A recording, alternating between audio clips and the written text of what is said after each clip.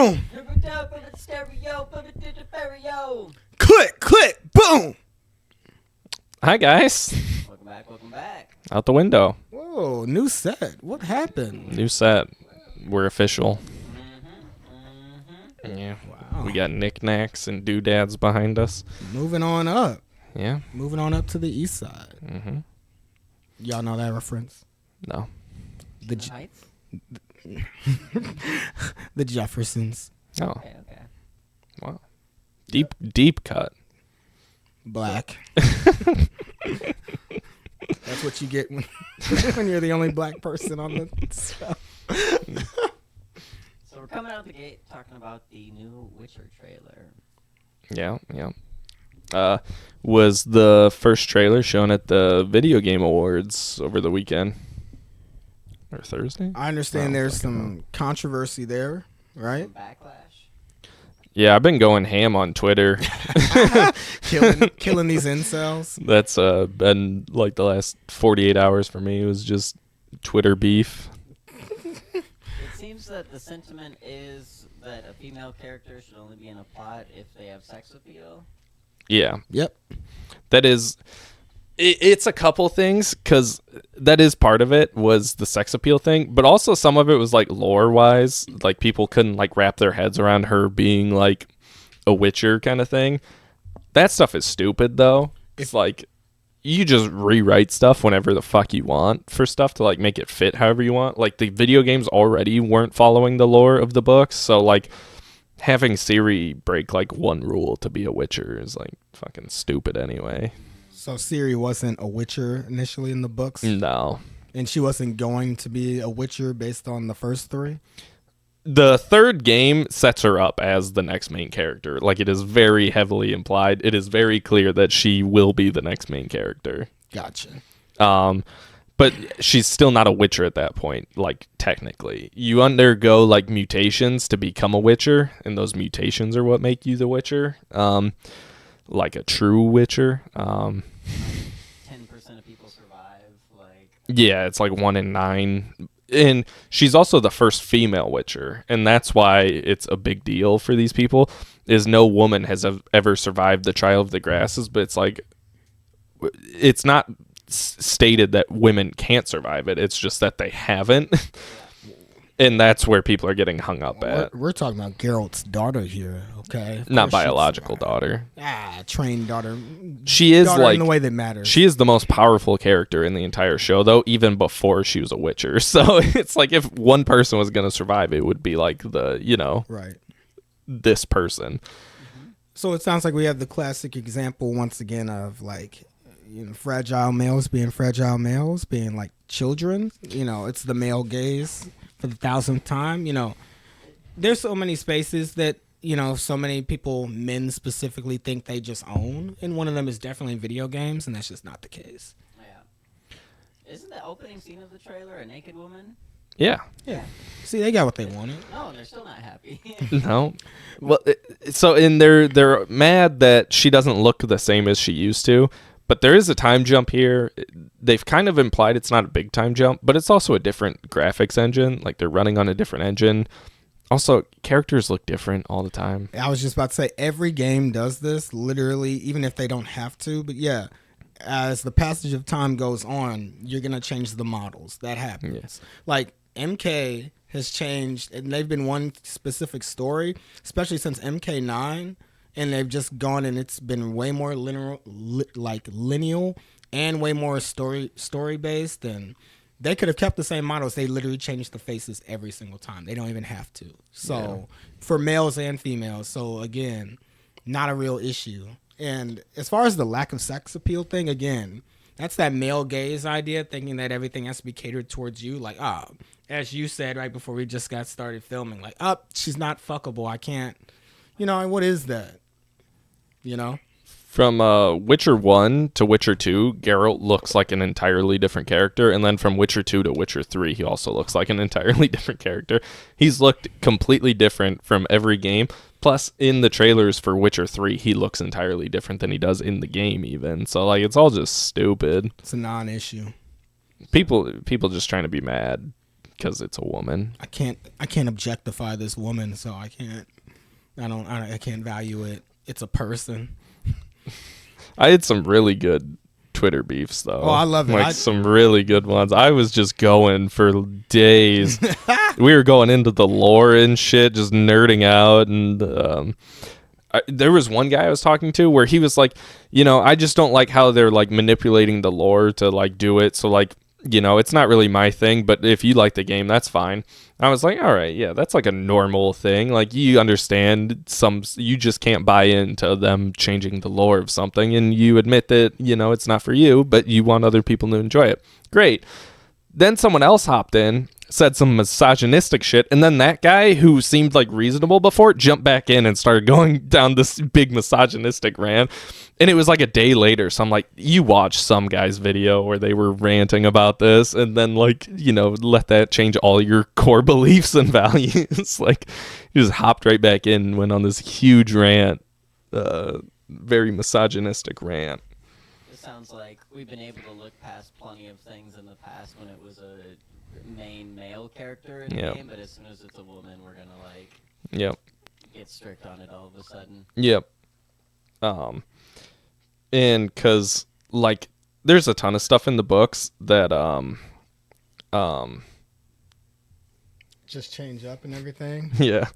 I mean, for me, literally the only time you hear people say like, oh, this isn't super comic or lore accurate and stuff like that, it's only when people try to push or shows any sort of level of diversity. That's the only time when it matters most. It's like, well, this isn't fully accurate, I'll never forget. This is actually the reason why, like from an ethical standpoint, I'm like never planning on watching Game of Thrones, because I know for a fact, like, I think I saw one time, this was years back, like the creators of that show, like when they were asked, like, can you have basically more black people in the show or black people in general or something like that? It was kind of like, well, we're trying to go off of this specific time period and like this area of the world. And it's like, there's dragons and shit. Yep. There's dragons in your show. That's how does that reflect the real world? To be fair to Game of Thrones, they did like model it though to where like there were regions that had like different like races and stuff of people. So like there's a whole like Middle Eastern arc that they go on and shit, and yeah. But yeah, that's the only time you ever see that stuff coming. Like again, like people want to be a Nazi to the lore, but as you've already said, they've ignored how the video games have taken things other routes and stuff. Just, it's the classic. It's another classic example of male fragility. Yeah. Like in the books, Geralt is like, he's just kind of like above average human level unless he drinks potions. When he drinks potions, that's when he becomes like full-fledged Witcher. In the games though, he's like just the badass dude, like can kill thousands of people all at once by himself, and the potions just like make him a little bit better kind of thing. So yeah, it's just like it's like the things are gonna change. It doesn't fucking matter. There at the same video game awards though, there was another game, the very last game that got announced from Naughty Dog. Same shit. Main character is like a mixed race but black woman, bald hair, everything, and they were going fucking nuts over that one too. Like, who would want to play this? Like, you're playing this unattractive female. It's like, if we based everything off like who you would like fuck in a game is who you're gonna play, you wouldn't play any games, because all of that. Like, think of Geralt. Like, I don't want to fuck Geralt. There's like 10 dudes where I would like, I see the dude and I'm like, that's a fuckable guy. But the rest, I'm like, I'm got no interest. I saw someone put up a list on Twitter of like all the popular male protagonists, and there's like 50 of them on there, and I'm like, there were like 3 where I was like, yeah. It was Joel Miller from Last of Us was one. He's got the burliness going. Yeah, and Commander Shepard was another one. I'm like, who wouldn't fuck Commander Shepard? Like, he's getting alien pussy and shit. Like, I'm not gonna hold out on him. What about the Halo dude? Master Chief? Master Chief. In the show, he gets some. Wasn't he originally canonically celibate? Yeah, no. in the game and shit, like they never take their helmets off. Like I don't really know Halo lore all that well, but then in the show he has the helmet off all the fucking time. He's out getting pussy. He's like doing all this shit. The only relationship he has in the games is with the fucking AI that's in his helmet, where him and her kind of getting a little freaky, you know. Mm-hmm. Yeah. Yeah, we've come a long way since Samus in the Metroid series. Well, she had them pointy titties. You remember that shit? They were like pyramids coming off her chest. Well, yeah, we've just come a long way even from that Tomb Raider era, and then people bitched less, but like in 2013 when they rebooted the series and she was just like less atomically boisterous and everything. Oh yeah. So there's that part. I was thinking back to Metroid just because I think really that was the first time there was a legitimate like female protagonist in a major video game, and you didn't know when you play the first Metroid. I think it's the end of the first one where it's revealed at the end that it's a woman. Like she takes off her like outfit and that it's a woman. You find that out literally once you win the game, and it's like blowing your minds. And then look how far we've come. You got major AAA games. You got stuff like The Last of Us where lead protagonist is a woman. Come a long way, come really far, but obviously we still got some time to go. Yeah. No one's ever claiming that Mario isn't attractive enough. But true, very true. Doom guy. You ever think Doom guy back in like the old days or whatever with all the pixels and shit? Like, man, he's not attractive enough. What about our main man Luigi? He's very attractive. Very fuckable. Are we talking about game Luigi or the other Luigi? The real Luigi. Luigi? That dude could win people's sexiest man right now. Mm-hmm. For sure. There's people donating to him. Oh yeah, there's tons. Yeah. He got some like hotshot lawyer. And his lawyer said that people donate She would to fuck him? politicians all the time, and that's protected under the First Amendment, so why can't people donate to my client? Good I point. think that was his lawyer that said that. Yeah, okay. Good point. That is a good point. Yeah. In this one instance, not in any other instance. We'll cherry pick this one because it's convenient. Yeah, for now. What's been going on with that anyway? They got him. They got his ass. They got him. The last time we talked, I kind of brought up whether or not we thought this was like a professional hit or just some guy that was scorned. Kind of neither. Because he wasn't a United Healthcare client. He didn't have. That didn't mean much. You don't have to be directly connected. He was scorned though. He had some back injury that fucked him up. He couldn't fuck anymore, and he was mad about it. That was his words. He couldn't have sex anymore. So it's a very sexually charged episode. Yeah. I said no. He was like a normal person, successful, big college, climbing the corporate ladder, and then disappeared for 3 months. Yeah, I think it was like 6 months. Oh yeah, a period of time. His family's also very wealthy. Mm-hmm, mm-hmm. He's an enigma. His family is wealthier than the guy he killed. What? They're like, I forget what state they're from, but they're like the wealthiest family in that state. So we had like a really noble billionaire or something like that? Yeah. That brings up a bigger topic, but we can get into it if you want. But yeah. Yeah. I mean, listen, I can see the idea of like I can never have sex again and enjoy it, sending someone over the edge. But if you have enough money, but again, I guess a really noble billionaire. He got kicked off his parents' health care plan. Oh, I see. All right. Maybe, I don't know. He is 26, I think. Oh, he's younger than your host. Yeah.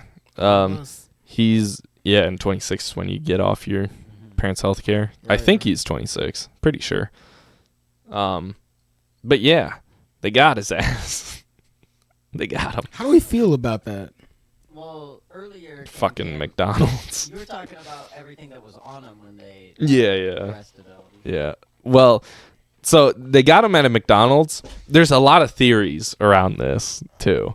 But basically someone at McDonald's saw his eyebrows and was like, it's that guy, which feels a little like racist, right? Like just a little bit. I thought we were going back to him being like a beautiful man. Like, he saw the image when he was shooting. He's like, just like, oh my god, he's very Italian, and I feel like that is like very. There was something where they're like, that's an Italian's eyebrows, like. Because that's all they had to go off was eyebrows and eyes. And they're like, that's fucking that guy. He does have a striking look. He has striking eyes. I feel like if you showed me 5 pictures of eyebrows, I couldn't pick my mom's out from a lineup. Yeah. Yeah, like eyebrows are not like a good defining feature. He does have very defining eyebrows, though. I was about to say, he has a very distinct face.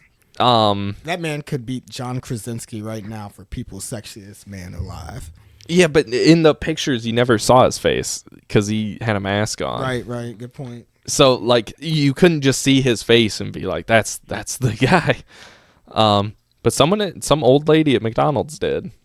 Some worker there. Wow. And they're not even going to get the reward. Yeah. I'm not surprised. Why? Yeah. They said because it was out of state or some shit. Oh, like, that's bullshit. They called it into the police and not the tip line or whatever. Like, yeah, just wild shit.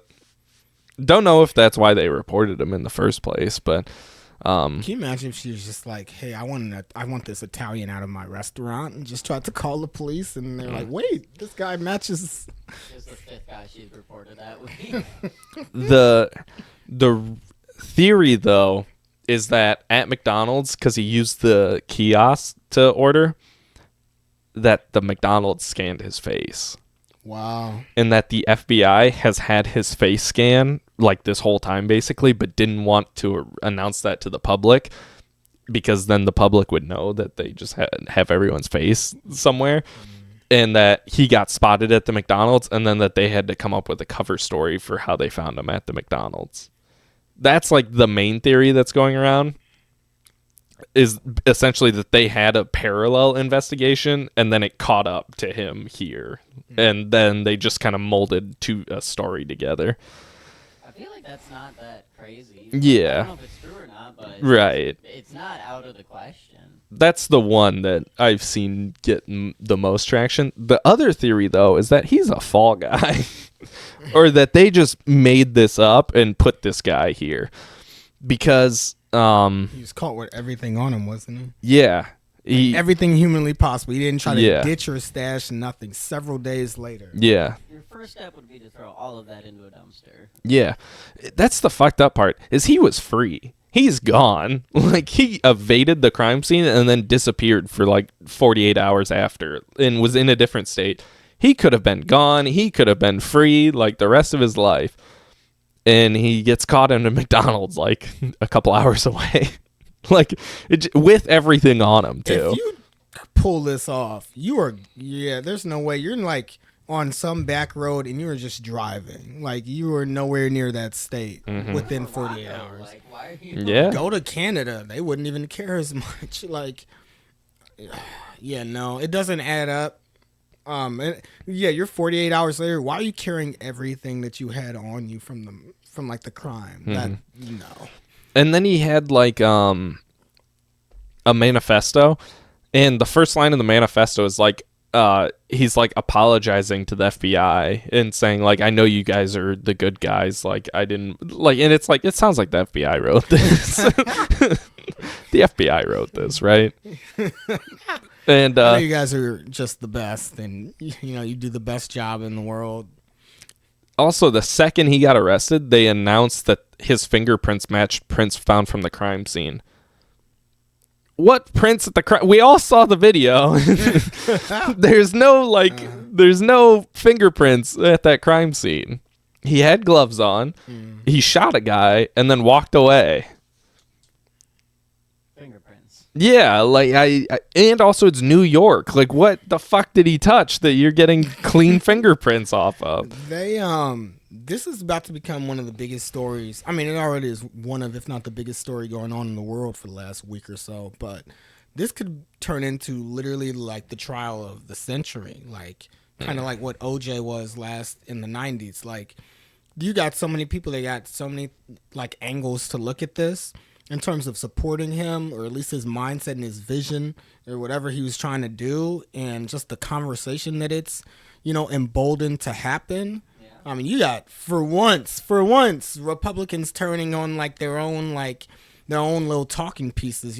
Ben Shapiro's own fans turning against him because he tried to stand up for the healthcare CEO who got murdered. Yeah. And everybody's Republicans hate the healthcare system too. Fuck this guy. So it is wild because that Ben Shapiro video got so many dislikes on it, and all the comments are just nah, this isn't a left or right issue. That man is a cultural hero now to the world. Yeah. No, I mean,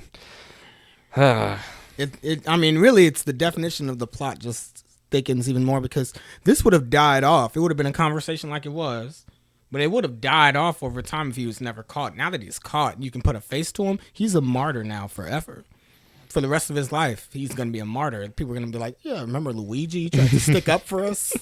Well, this trial. If I'm Nintendo, I'm green lighting 6 new Luigi specific ghost video games. Oh my god. I got to bank off of this name now. Essentially, too, the police. The Luigi Bros now. The police are. Everything the police releases and says is yeah, no, he's admitted to guilt. And then his lawyer has come out and been we're pleading not guilty to this. And then the one time he was allowed to speak in public, it was them shuffling him into this corridor and him screaming this is a sham, this is a fraud. Yeah, I'm the fall guy. Yeah, so every time we hear him talk or his lawyer talk, it's I'm not guilty. And then every time we hear the police talk, it's no, this manifesto here says he did it, and all this evidence points to him doing it. Do we think the FBI just kind of, like you said, made a fall guy so that people wouldn't be anxious about there being so that the idea wouldn't become popular to go after these CEOs and billionaires and stuff like that?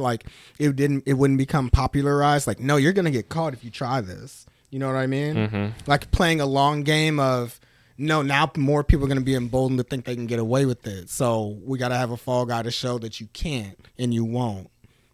I don't know. Yeah. All I know is Luigi didn't do it. Free Luigi. Dude, I was watching Hassan, his stream. He does one with Stavros. I fucking love Stavros. Stavros Halkias. He's one of my favorite comedians. And they were doing a stream, and they were trying to come up with alibis for Luigi. They're no, he was doing this and that. He wasn't there and all this.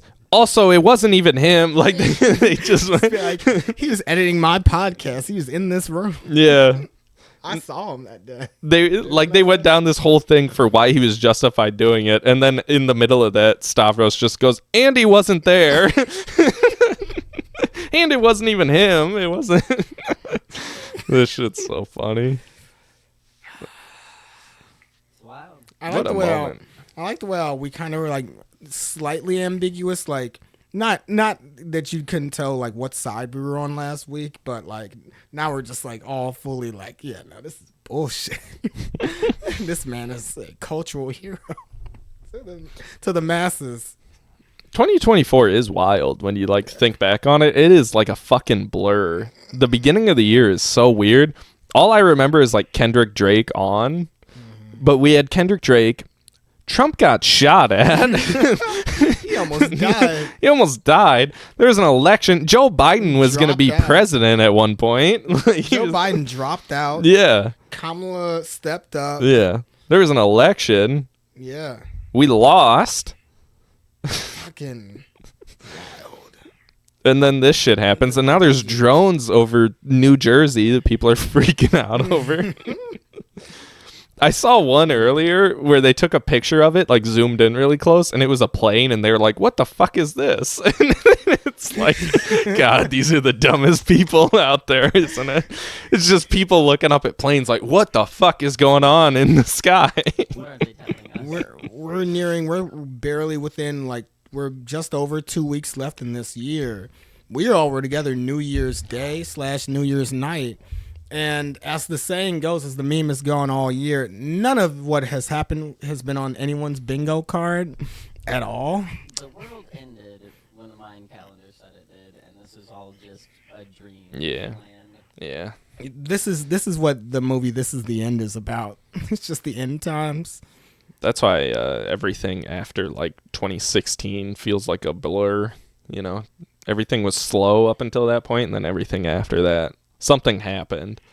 We're past where the original manga went. Now the writers are just doing their own thing. The original mangaka died. Now it's just the fucking shitty studio putting shit out. That makes sense. They're rushing it out once a month type shit. Trying new risk. Nothing makes sense anymore. Mm-hmm.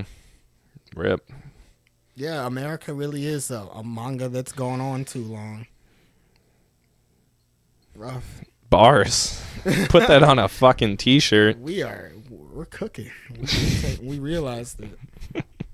So, we have all brought a list of supposedly our top 5 TV shows. Not really, but we're going to call it that. These are the top 5 TV shows I could remember in the past 30 minutes. Yeah, Same. speaking of scripts, you know. Same. I don't know why this is so hard because, I mean, one time about 2 weeks ago, me and my coworker, we came up with ours. It took me like 5 minutes, maybe less than that. You know, I'm very much the type to go off of feel and emotion. You know, certain things stick with you forever. Mm-hmm. To me, that's very obvious. That's very clear in mind. But also at the same time, I'm a big film and TV buff, so I kind of think about my favorite shows like a lot and still watch or am connected to them a decent As bit. we're talking, I just realized there's one I gotta put on there.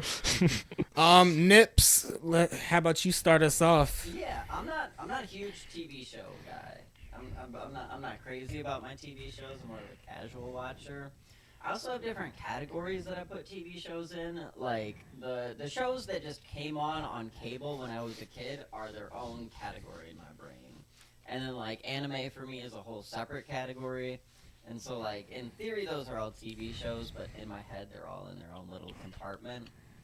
So these don't come in any specific order. This is not 1, 2, 3, 4, 5. These are just a top 5. Mm-hmm. Let's get it. To start us off, we have Avatar: The Last Airbender. Woo! Fuck! And Naruto. I gotta change my list. Wait. All right. Avatar, Demon Slayer. Airbender, Demon Slayer, and Naruto is my anime corner. Okay. He immediately blew up your list. Like you're like, Nah, I'll leave it. All right. Obviously, Naruto is not number 3 on that list. No, it is. What? It is. Leave it there. And Demon Slayer can be 3 too. Demon Slayer is recent, so it's hard to say where it actually falls in there because it's just like the new one. So It can be off the list too. at the current moment, on our current date, it's on that list. But It can be off too, in 10 though. years' time, maybe it doesn't like. I don't know. Maybe we see it different. The next one on here, Prison Break. okay. That's one of those shows where if I'm going to rewatch it, I'm watching the entire thing from start to finish in order, full attention. Like, I would not go back and casually watch an episode here and there. Right.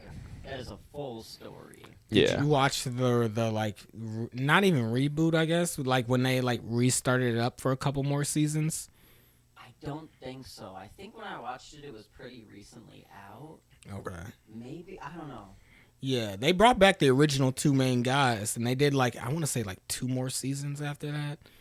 And they kind of regained popularity because both those guys were in the Arrowverse TV shows on CW, and they played like a tandem off of each other. They're like a tag team group. Captain Cold. Yeah, and I don't remember the other one. Yeah, Captain Cold though. Yeah, one was a flame guy, flamethrower, and the other one was Cold Beam. But point is that kind of reinvigorated Prison Break and like that little like I don't even want to say niche audience, but cult following type of thing. And then it was like, well, we all remember Prison Break. They're still friends. Let's have more Prison Break. Yeah. No, it was just a very like captivating show. Like it just undivided attention on it. And the last one on my list, Mighty Morphin Power Rangers. Oh my god. Okay, now I gotta change my list. Okay. That one, probably obvious. That one's from my childhood. I was a Power Rangers kid. I had the pillow growing up. Hell yeah. Hell yeah. Okay. Fuck yeah. That's a good one. My brother was a Winnie the Pooh kid, so there's kind of a special place in my heart for that, but Power Rangers is my number one. Have you seen the new Pooh horror movie? No. I think there's 2 now. Like legit, like licensed? Oh yeah, because what is it? The license like deal ran out, so now it's like open source. Oh, like Mickey Mouse and everything. Yeah. So now I think there's been 2 Winnie the Pooh horror movies. Wow. It's where what's the kid's name? Christopher Robin. Yeah, the setup is that he abandoned them when he turned to a teenager, and when they were on their own, they like went feral. What the fuck? Christopher Robin is a real person who lived too. Yeah. Oh, didn't know that. I thought it was his son. Oh, it could be. From what I know, though, the first one terrible. Second one, though, from what I've heard, not that bad. Like actually, a solid horror movie. It's like Toy Story, but they went a different direction. Leave a like if you want to make these 2 watch Winnie the Pooh horror movie. I refuse to. It's like a Lotso Hug and Bear movie, basically, with those Pooh movies. You know, the third movie villain. Kinda. You're not just talking about Five Nights at Freddy's. No, actually, no. It's like a story about like Sid's toys from like the first movie. Those fucking horror ones. The baby spider. Yeah. And everything. Oh god, that's The freakiest. I saw clips of it. The freakiest one was Owl, because he's like up in trees and shit, and he was like flying out of trees and grabbing people. He was like Jeepers Creepers, like just flying around. What would scare me is Eeyore, because he's like clinically depressed in the show. But don't know like, if can you he's imagine in if it. he's like he's like the Joker or something? That would scare the shit out of somebody. He was my favorite too when I was a kid. He's just depressed. All the time. No, it Just like- was. just I had like, the wanna go big to stuffed sleep. animal of Eeyore. Man, he was cool, but man, he was sad. Earl sweatshirt. Eeyore is Earl Sweatshirt. Old Earl That's- sweatshirt. That's another one we got to get a T-shirt of. Just like Eeyore saying Earl Sweatshirt quotes. It's Earl's face on Eeyore. No, you know what's interesting? Something else. Maybe you knew this. Maybe you didn't. The main star from Prison Break. He is also in the music video for Mariah Carey's "We Belong Together." He's like, Wow. yeah, Is he the romantic interest? yeah. Isn't he gay in real life? He is? Yep, Okay. he is. It's more obvious in The Flash, I would say. Yeah, because it's like male partners in there. Yeah. And Edge of Tomorrow, the other show he's in. But no, he's the lead. I mean, he's just the lead love interest in that music video. One of the most iconic songs of all time. So, and successful songs, literally, of all time. Yeah. From a guy who doesn't really love TV shows all that much compared to other types of media, who spent 20, 30 minutes on the list, that's what I got. Oh, man, you got a good list. Mighty Morphin. Now I feel insulted. I am like a big, like that is a part of my soul, being a Power Ranger. Literally at my job, I call myself the Red Power Ranger. So like people look up to me, like the younglings and stuff. Like, and some of them. Recognize the reference? Yeah. I mean, Power Rangers are still around. And they like still like there's some that are years older and they're like, he's the Red Power Ranger. And I'm like, appreciate that. I'm sure if I went back and watched it there'd be questionable things that aren't PC anymore. Oh my God. I'm sure the graphics would be absolutely horrible. Dude. So I'm just going to leave that in the nostalgic vault of my childhood memory. I don't plan on rewatching that at any point. I'm pretty sure your microphone hasn't been working for a solid amount of time. I fucking love Power Rangers so like legitimately like I go on and on sometimes about the seasons because some of them get a lot more serious than what you would realize for a show catered towards kids. Spoilers, by the way. Fucking two of the best ones were future based. Power Rangers Time Force, Power Rangers SPD. Power Rangers Time Force was like it literally ended as like a love story type of thing where they went from like the years into the future into the past, and the Pink Ranger, that was the one and only time the Pink Ranger was like the leader of the group, had to find someone who matched the DNA of the Red Ranger in the future. So she had to find the ancestor of the Red Ranger who's the part of their team. He couldn't come because he got injured. He was on the verge of death. Like, this is what I'm saying, y'all. It's super serious. He got his ass beaten in the first episode and almost died. So he's in like a coma, basically. They had to follow him to the past, the main villain of that season, because he went to the past to try to take over the world then. They followed him to the past, and they were like, we have to find someone whose DNA matches our morpher. So they had to find his ancestor. Also, the Pink Ranger was engaged to the Red Ranger in the future. Here's where it gets crazy like a soap opera, y'all. She hated his ancestor person, like the guy. His name's Wes. She hated him because he was like arrogant and he's like a rich boy and all of that stuff. By the end of the season, she falls in love with her fiance's ancestor from the past when she's in the future. Yep. Fire. How you think that shit ended? I'm not telling you how it ended. Star-crossed lovers from another world, and she doesn't love her fucking fiance anymore. She loves his great-great-grandfather. Bam! In a way, that's the same person. Not exactly, but...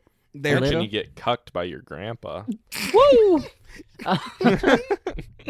I fucked your wife. I hope I'm not getting my series mixed up, but I have a super vivid memory of the space episode where it's like da da da da dum bum dum bum dum bum, and he like there's like a hatch he comes up from in the floor, but like I can feel on my fingers what the place, and they're like floating like. I think that's my clearest childhood memory is the space. Was that a movie? That might have been a movie. I think that might have been one of the movies. We probably had it on repeat, but that shit, like whoever's writing that, I hope they're working on movies now. Also, then just one more quick one. A few years later, 4 years later, Power Rangers SPD, which is another futuristic Power Rangers from like decades into the future. But instead of going back in time to our time, they just stay in the future for that season. The Blue Ranger, who's always second in command to the Red Ranger, they're a part of the police force's Power Rangers in that timeline.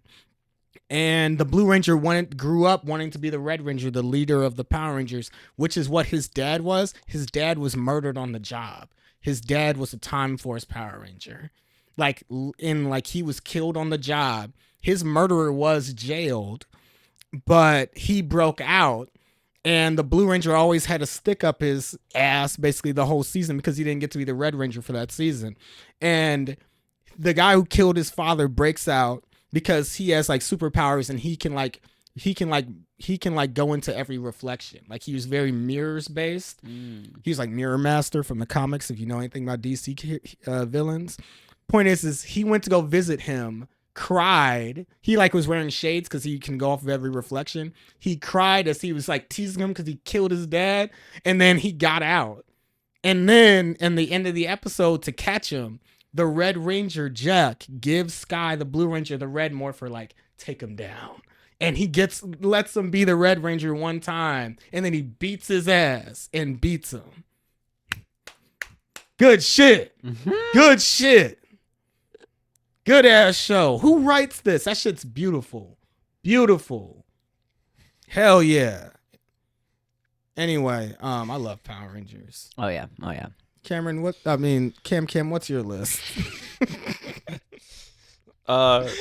This was my top 5 I just came up with in 20 minutes. Probably would have thrown Avatar: Last Airbender in here. I'm separating anime from my list, though. Okay. Completely. Mine are in order. Not in order like all time, because there's shit I would throw in here and stuff I would leave off. But this is what I thought of. So number 1, The Wire. Ooh, oh, that's like the greatest show that's ever been. Yeah. That's why it's number 1. Number 2, though, The Boys. Oh, damn, you like The Boys that much? Yeah, that's the thing. I don't think it is. I just can't think of other shows that I would put in front of it right now. Are all of your favorite shows the word "the" followed by a 4-letter word? There is one more on here. There is one. I have 6 on here. I threw an extra one in. Threw Avatar in once you. Third, Invincible. Okay. I think season 1 of Invincible is gonna stick with me for a while. That season finale is fucking incredible. You're welcome, by the way. I got you into that. You did. Number 4, even still, Game of Thrones. Okay. It would be number 1 though if they didn't fuck it up those last 2 seasons. But otherwise, like the first 4 seasons, but even the first 5 seasons, best TV show you'll ever fucking see in your life. The Wire. No, it's better. It is better. You're Wire's. You're gonna get some fights from people. They'd be neck and neck. They'd be neck and neck. The first 5 seasons, especially the first 4 though, it's like the most well-written show like of all time. There's so many like interconnecting plot lines, so much like political intrigue. Like there's a lot of moving pieces going on in those first 4 seasons, and they're all done so well. Next up, The Office. The Office. That's UK version, letters. Right? No. For context, CamCam hates the UK version and hates Ricky Gervais. I don't like Ricky Gervais. That's what I just said that. Okay. I feel like we've never talked about that though. We've talked about it before. Oh, okay. So far on your list, this is the first one that I've seen. Okay. Okay. They're all some of the most popular shows of all time. Yeah, your list is basic. Your list is literally like, here's all of the greatest shows ever made that would be on like any top 10 list. All recent too. The Boys, Invincible. Those are like top 10s. Game of Thrones, The Wire, though. Yeah, those are on top 10s. And The Office is probably like a top 3 sitcom all time. I don't think The Office is in my top 5 though. But it is here. But I don't. If I really sat down and thought about it, The Office isn't making it. It's the whitest take you have. What? The Office. It is a great show, though. It is a great show. Okay. I'm just saying it's also basic. Listen, I love Friends. That's basic take too. That's way more basic than The Office. No, I think they're equal now. The Friends is way more basic. No, there are whole memes of people being like, The Office cannot be your only person. Liking The Office is not cannot be a personality trait. Like, it's just The Office is actually funny. And Friends isn't. Okay, now I'm offended. Friends is hilarious. Friends is hilarious. How much Friends have you even seen? You didn't even know the pivot thing I was talking about earlier. He doesn't know the pivot mean, audience. You don't even know what pivot means. I know enough to know it's not funny. That doesn't, no. Have you ever seen it without the laugh track, the videos you could do that for literally every single... The Office doesn't have a laugh track. No, you could do that for pretty much every single thing with no laughing track for The Office. Yeah, you're not. I agree. You're not convincing anyone. I know, I agree. You can do that for any show with a laughing track, and it's not funny anymore. That's why I don't like sitcoms. We're gonna have to switch seats if he's gonna keep insulting Friends like that. I'm gonna insult Friends. I'm gonna insult every sitcom though. Big Bang Theory, Full House. If you start throwing more in there. No, I'm not, because I'll punch you in the face. Hannah Montana. I'll punch you in the face. Hey, that was good. That one's good. Hannah Montana? Yeah. I'll put them all. That was like a lower. That one has nostalgia. That one was under some of the other better Disney Channel ones, though. I don't know. All those old sitcoms. That 70s show, it's okay. That was fantastic. It has moments. That 70s shows has moments. It's okay. Really funny. Stop hitting me. All right, I got one more left. Yeah. This one also not making a top 10, but I've watched it all the way through a couple times now. I like the premise, but it does go off the rails after like season 2. But Suits. I've never seen it. I know it's really popular. Yeah, I fuck with it. It gets to a point where then after like a couple seasons where every case is the same and the whole plot of the show is the same, like episode to episode, there's like big overarching plots that change throughout the different seasons, but like episode to episode, it's like the same kind of shit. It's like we have a client doing this. The one guy is like a greedy corporate lawyer and the other one has a heart and like wants to do the good thing. And they they're coming back. That's how popular it got. Yeah, Suits LA is the new one. Yeah. Yeah, well, it kind of, the show got fucked up because fucking Meghan Markle had to go get married and become a princess. Become royalty, royalty. She got married. Fuck, I don't remember. It was either during season 5 or season 6. And that's when her and the character she was like, I think they were just engaged at that point, together, left the show. And he's like the best part of the show. He's the one with the heart that like wants to do good stuff. His name's Mike. And so her and him leave the show, and he moves to L.A. That's like that part of the show. Oh, that's why it's called Suits LA now? I think. But then you stay with the corporate lawyers and stuff, and you stay on that side for like the next season or two, and it kind of gets bad. Yeah, and just the whole premise of the show was that this guy has a photographic memory, Mike. He has a photographic memory, so he remembers every law that there can be, but he's not a real lawyer. And they've done it for so long that if he ever became a real lawyer, it would like bring everything back down. So it's like a thing where they get too ahead of themselves and don't stop. So they're a team. Yeah. That's what I thought, but it sounded like you said they're also opposed. So I was like, is it a rivalry type of thing? The one guy works under the other guy. Okay. But he's like his right-hand guy for most of the show. But then once he leaves, that whole arc of the show, the whole premise of the show is that, oh, I'm not a real lawyer, we can't get caught kind of thing. Oh. And then that ends. Like, that's done once he leaves the show. And it's like, now you don't have like an overarching plot that had carried the whole show. Now we're just doing corporate law. Which isn't fun. It always seems like the TV shows that should go on longer don't, and the ones that shouldn't go on longer do. Suits would have been a great TV show if it ended at like season 3 or 4, though. But instead it went for 7, I think. I think that kind of is a great segue, even though we're not done with this part. But like, think about all the shows we've said so far that extended too long, whether it be Game of Thrones, The Office when Steve Carell left, That 70s Show when Topher Grace left. Game of Thrones didn't go too long. They didn't write the material properly. After the books, right? After the yeah, books but there's supposed to be more books is the problem. I see. Yeah, he's had the last book came out like 14 years ago, and he keeps going like, yeah, it's gonna come, and it's never coming. There's gonna be no more books. Yeah, That 70s Show after Topher Grace left. I can't think of the last time a great show legitimately was able to keep going on once certain protagonists changed or whatever. The fact that they tried to keep The Office going after Steve Carell left, fucking insane. Didn't they try to make Ed Helms like the new boss or whatever, right? No. I thought he was like promoted or something. He was eventually, but they had a couple different people come in to like be the boss. Will Ferrell was boss for like an episode. That sounds good. Now I can't remember the guy's name. They had some other old guy in there though, and then they had an older woman in there. I don't remember her name. Did they have Ricky No. Gervais? He did come in for some episode though. I think he was a boss for an episode or two. Yeah, hated those ones. Did the Lizard King come in? No. Oh, okay. Lizard King. Yeah. What? You don't even know my name. I'm the goddamn Lizard King. I haven't seen The Office. You should know this. I don't know it though. It's from like one episode. Okay. Is it with the saber, like the triangular iPad thing?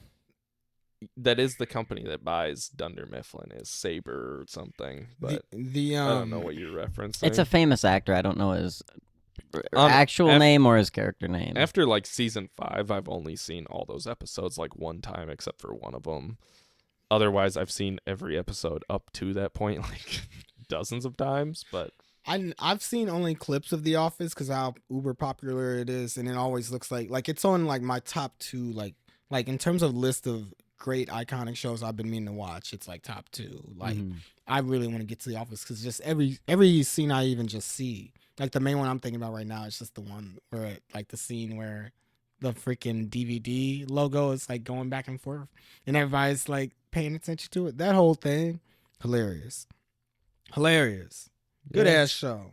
See, I can be mature and say there's good parts about things I haven't seen. My argument back would just be that it's a better show than the one you're talking about. Audience, what you're saying right now is maturity and not maturity. One just wants to shit on some things that he don't know about because he ain't seen it. I've seen enough Friends. What does that even mean? What are you saying? Like 13 episodes? There's 10 seasons. If I watch 13 episodes of something and don't like it, I feel like that's enough. No, there's 10 seasons. Yeah, but that's a season. People literally talk about. First off, no. It should be a there's season. 20 episode seasons of Friends. That's the first problem. No. All right, listen. Talking about your little pot shots are gonna have to end. Understand something. 20 episodes per season. Understand something. I hated that whole era of TV where there's a whole idea. Forever. There's a whole idea. People don't really talk about it as much anymore. But when TV shows were in a different era of time, that a lot of times they take a few seasons just to get just to gain their rhythm, or even a season and stuff like that. You get to know the characters and the chemistry is just right. So. Fuck you and your 13 episodes you've seen. None of my TV shows do that, by the way. None of them you have to strap in for like a season to like understand where things are going. No, that just reminded me of Always Sunny in Philadelphia, which is in my top 6 now. But yeah, Danny DeVito was not in the first season. There's just like a major character who had not joined early on. The Office is kind of that way too, though, where the first season is different than the rest of the seasons. That's most shows, but it takes. But The Office season 1 is still indicative of the rest of the show, though. It's very like in season 1, they're like, this is going to be a documentary. Like the situation is that we're filming a documentary, and after that, it's like barely mentioned ever. Yeah.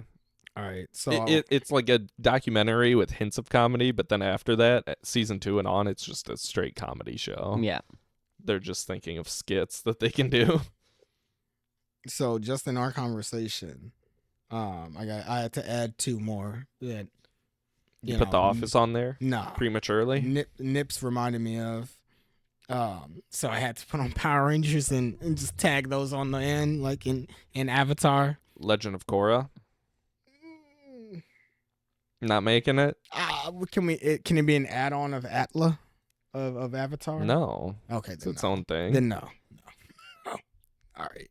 Are we ready? Mm-hmm. No. So just like before, I have a full top 10 list.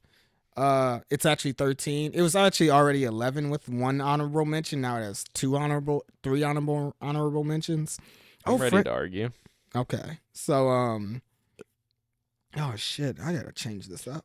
Teen Titans. I was thinking about it.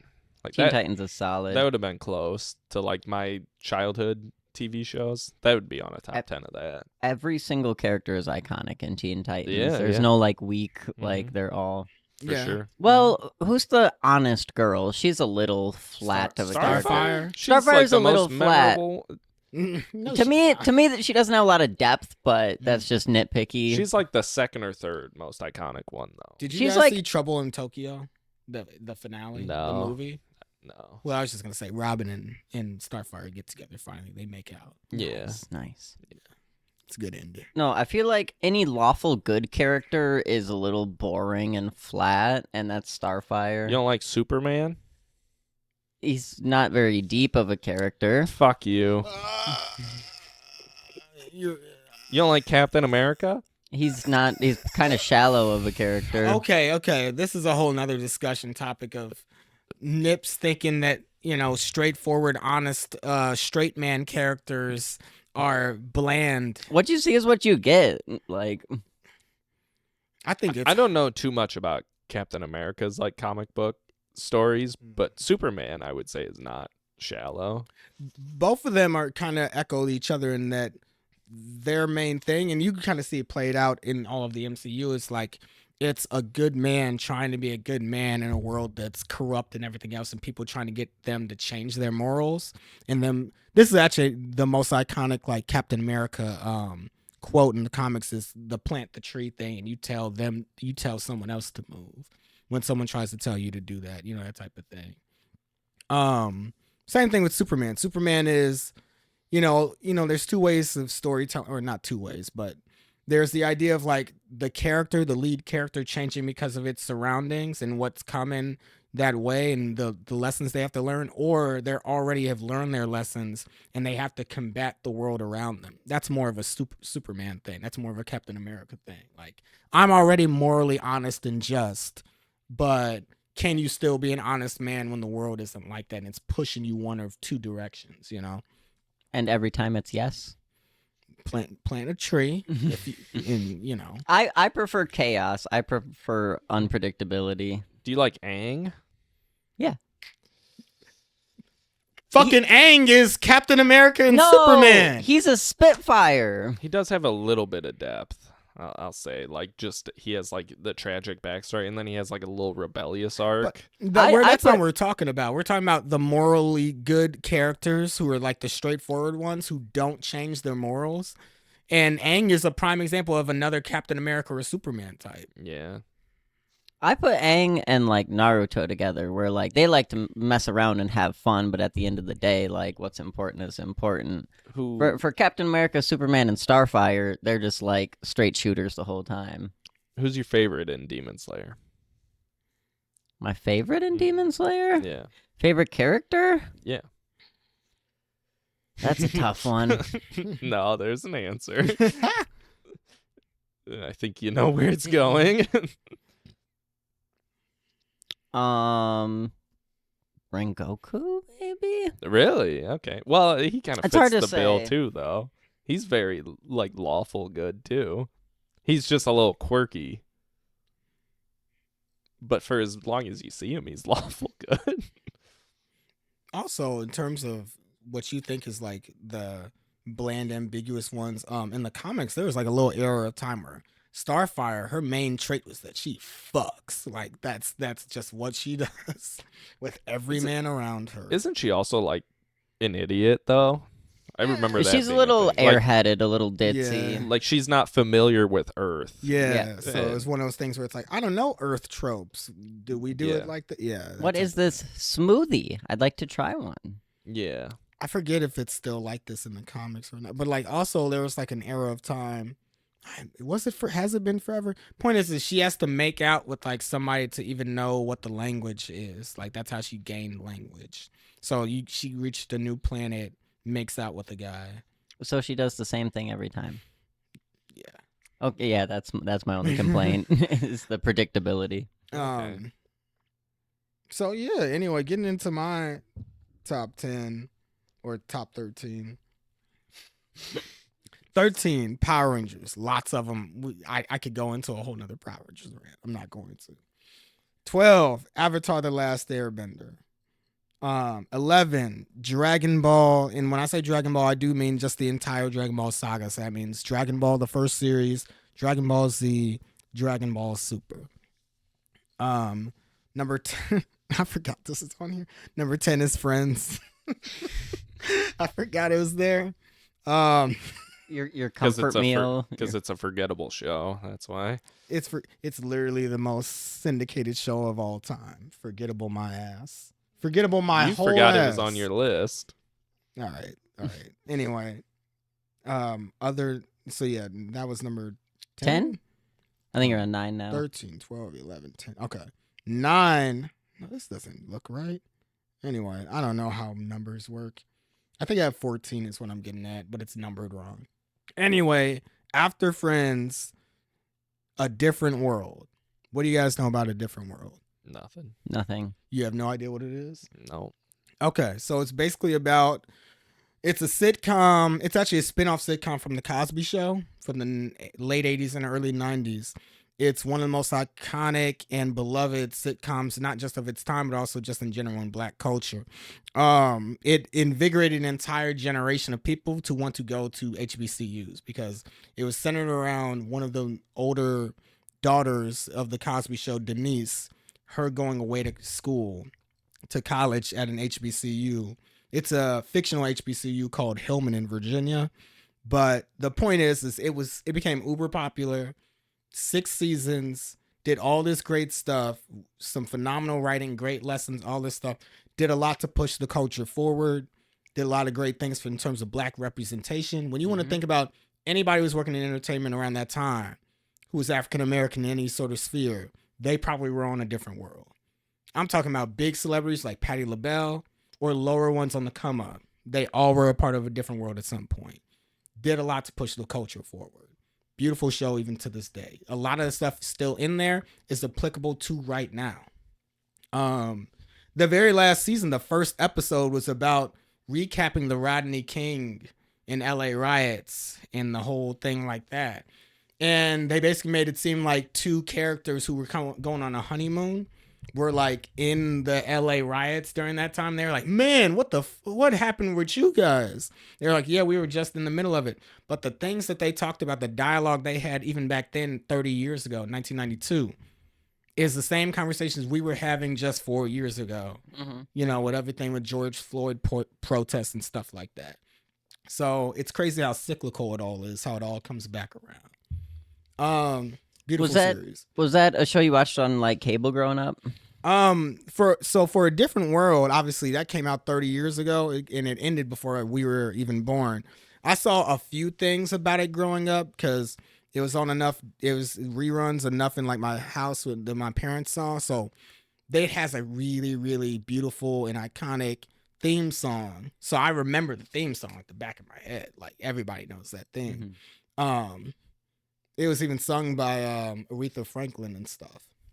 Damn. But I didn't really remember the show that intently. And then about 3 years ago, I binged the entire series on HBO Max, or now just Max, and it was great. It became instantly one of my favorite shows of all time.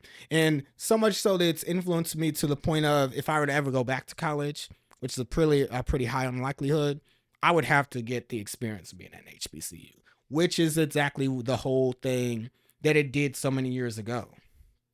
30 years ago, it like influenced millions of people we know, to go to HBCUs. You know what I mean? It like made it like, oh, is this what it is? This is what's at that place? I need all of that in my life. So it's pretty funny. And then again, like still resonates to this day. I'm like, I can vouch for that because again, I just saw it 3 years ago. Number whatever after that. 8. Cobra Kai. Unironically? No, dead serious. That Cobra doesn't Kai. belong on a top 10. If we're talking about favorites, not best shows ever or whatever. We're not talking about most critically acclaimed. We don't all have basic lists like you do, where it's just like the most critically acclaimed shows ever made. You have Friends on your list. Okay, that's the most basic thing on there. Maybe Avatar too, I guess. It is the most basic thing that could be on there. Anyway, getting back to it, Cobra Kai is hilarious.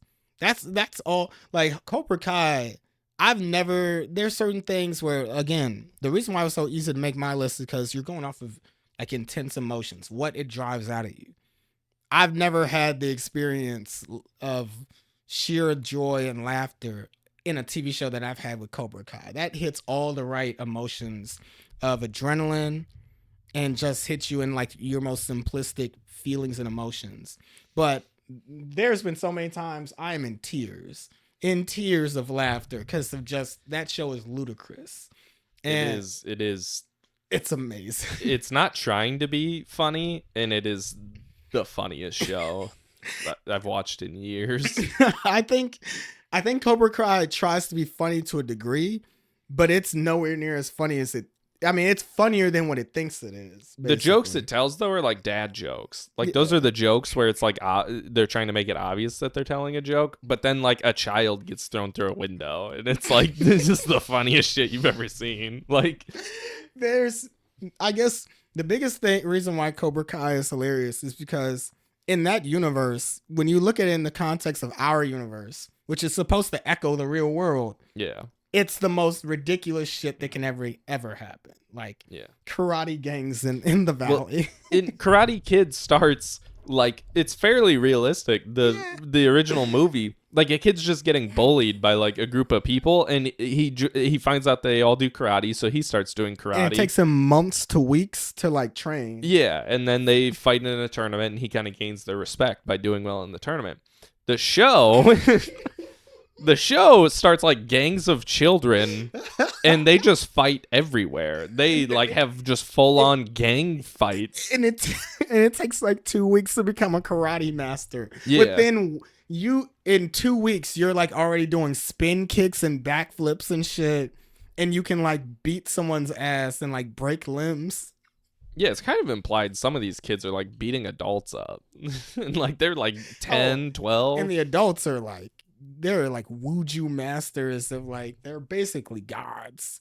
They can like disarm people who have guns and stuff. The adults are fighting. There's adults beating up children, and not like nicely. Like they're just abusing children. There's so much just adult on children violence. Kids fly at one point. There's different factors of gangs. There's so much, and it's all completely ludicrous, but it's amazing. They fight over like arbitrary ass things like tournament trophies, which don't matter at all. Women. Women fight over women. They fight over like the soul of the valley, which is a small small arbitrary ass area of California. Like, they fight in one of the people's house. Like they just destroy this person's house, like 20 children, and no one's like arrested or gets any. No. Again, the adults fight. They threaten to kill each other. They threaten to kill the kids. No one's arrested. They like add in all this like mystery and intrigue and shit to it too. It's like people are like plotting things, and it's like the original movie was a kid getting bullied.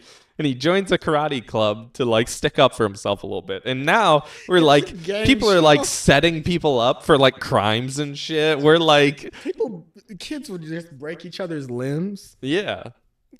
Like they'll be out at like an arcade and they'll see the other people and it's like on site. Like they just like they drop everything and they're like, all right, we're fighting now, I guess. Yeah, like over 15 kids just fully drop being like good students and just are like, we're a part of a gang now. And they just meet up and try to like intimidate each other.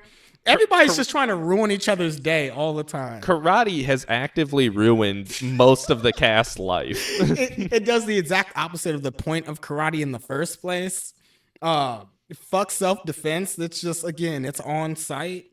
This show could have just been called, Teen Fights on Site or something, and it's the same thing. If it was not Karate Kid associated, I don't think it would work. Like, you'd be like, this is the dumbest show I've ever seen. Oh, man. The man, Pat Morita, the actor who played Mr. Miyagi, he'd be so ashamed, as in terms of, like, the character Mr. Miyagi. He'd be ashamed at what's going on, like, in the valley. Oh, yeah. You just got a bunch of kids trying to kill each other on a weekly basis, and they're fully, like, promoted by the adults to do so too. They're like not helping at all. The sentiment is always like, this is a last resort. The best option is to avoid fighting. Yeah, no. Not in this show. Strike first, strike hard. That is the motto of one of the gyms. At one point, the one teacher, what's he bring out? Like a scorpion or a snake or some shit? My favorite lesson of all of those, I mean, I guess you could say this is a spoiler, but I don't give a shit. In season 3, one of the lessons from one of the more insane senseis was like, we are going to jump across top of the roof of a building. And every kid is like, that's fucking insane. We're not going to try to do that. That's the dumbest shit ever. We will die. By the end of the episode, one of the girls is like, fuck it. And then she like jumps across the building. Doesn't it cut though to her being injured? Like, doesn't it come back and her like ankles broke or some shit? She made it. Oh, okay. And it was like this big rallying cry for the group. It was like, she made it across. What? And it slow-mos it. I was done by that point. I mentioned everybody that part. I swear at one point, though, one of the senseis brings out like a snake or a scorpion or some shit and puts it on the mat and like makes them try to catch it. Like, just wild shit. You're like the worst adult role models there's ever been. One of them is. No, all of them are. No, but one of them is like a drunk and like fucking, it's like a slob. I love the fact that you had like saw a few episodes ahead. And like you're like, yeah, he started his own with like his own name, like his own group. And I was like, what is it? And you were like, it's the most this character thing ever, the name. And I was like, what is it, like Burning Eagle? And you're like, it's actually really close. Like very close. It's Eagle Fang. and it's the dumbest fucking image. Eagle Fang Gym, or what's it called? Yeah, Eagle Fang Karate. It's literally a bald eagle with like bloody teeth. Eagles don't have fangs. Like a snake, like snake teeth. You could have done talons, the feet. Fang. Eagle Fang Karate. Yeah, no. All right. The funnest part about that is that it makes it seem like, you could all just learn karate and be a ninja within 2 weeks. Everyone would be a ninja then. Hitting with the classics now for a couple of these, the nostalgia ones. SpongeBob, got to. Okay. Just obvious. I mean, it's self-explanatory. Not fighting you on that one. Yep. Ed, Edd n Eddy. Oh, yep. Yeah. I wasn't a fan, but all right. What? You're not committed to comedy if you don't love Ed, Edd n When Eddy. They're on the river and they're getting away from the Canker sisters, and Ed pulls his ear and starts the motor. And he puts his head in the water, and it makes him go really fast. That. Yeah. That same episode, Double D is playing that one random with their toes? Something. That show grossed me out. I think that was the point. Yeah, but like I didn't like that. Yeah, it was hilarious, bro. Dig a hole. Did you ever see Ed, Edd n Eddy's Big Picture Show? I don't think so. So you know how they had that final season or two where it was like kind of more updated graphics? I'm not even sure if I have. So the point is so they had the original few seasons, and then it had like a season or two more, and it had like a series finale. They even said this is the last episode. It was literally promoted as the last episode of Ed, Edd n Eddy. It was like an okay episode. I was a little disappointed, whatever. They did, and then I think a few years went by or something like that, and they made it a TV movie called Ed, Edd n Eddy's Big Picture Show. Now, this is actually really awesome. The show Ed, Edd n Eddy is like these three characters, Ed, Edd n Eddy, obviously they're all named Ed, and nobody else in the cul-de-sac likes them. No one else in the neighborhood. Like, they try to do things, they try to basically, like, they do try to get one over on the rest of their peers all the time, but ultimately they just want to fit in with the rest of the group, and everyone hates them, and they beat their ass at the end of every episode. In the finale, they pull off one final scam that basically pisses off the whole group. Like the rest of the cul-de-sac, something happens. Basically, people's hair are all messed up. They get everybody bad, and they get everybody running after them. And then the whole movie is them being chased after by them. The rest of the cul-de-sac is going to beat the fuck out of Ed, Edd n Eddy.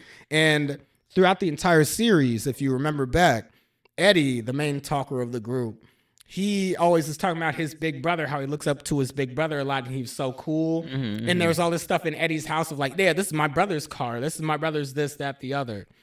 They take his big brother's car, which it was Ed just like running in it. He was like halfway through. A Flintstone in it? Yeah. They take Eddie's big brother's car. They were like, we're going to hide at my big brother's house and run away from the cul-de-sac and away from everyone. The whole movie is them running away from them and them being chased. The cool part comes at the end. Eddie's big brother ends up being a dickhead. Complete asshole.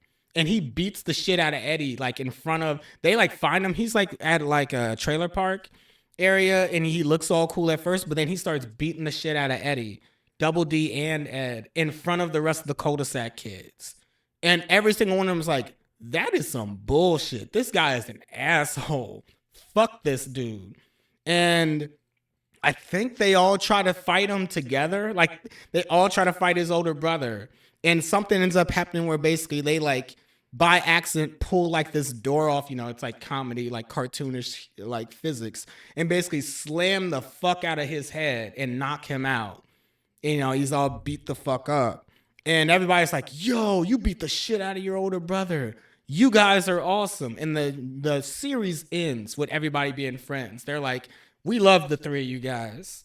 You guys just beat the shit out that dude. Hell yeah. And they all go home to the cul-de-sac as friends. Beautiful ending. That entire series was like them being like ostracized out the group, and then they're all friends at the end. Beautiful. Yeah.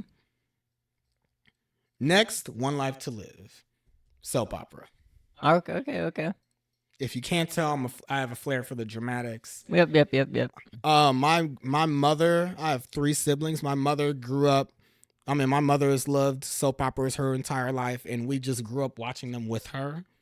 So the only one in my house of like 6 people, my dad didn't fuck with them, but my mom got all of her children hooked on them.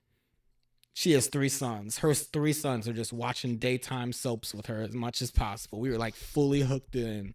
She watched like 4 or 5 of them. My favorite was One Life to Live. I love a lot of storylines in that. I'm not gonna go into all of them, but my favorite soap opera moment though, OLTL, my favorite soap opera moment. There's this character. His name was Skylar Joplin. He was like the ultimate like best friend who secretly loves like the girl, but like could never be the girl's boyfriend because she was with someone else who was better. So there was Rex Balsam and Gigi Marasco. They're together and all this extra stuff. They have a kid together. And then Gigi's like basically slutty younger sister Stacy comes around and starts to like seduce Rex, right? So like basically that's the whole storyline. And then there's Skylar Joplin trying to get with who secretly loves Gigi, but like he doesn't want to admit it. Point is Stacy seduces Rex in like his apartment. And then Gigi sees Stacy like all up on Rex. So she just runs away in the night and is like in this like dark neighborhood in like the alleyway. Like, fuck you, Rex. Fuck you, Stacy. Gigi's running. Who does she see randomly jogging at night? Skylar Joplin. He's just like going for a run with like headphones in. He's like, what's going on? I kid you not, for the rest of my life, it was me, my 2 older brothers, and my like young baby sister. We lost our shit.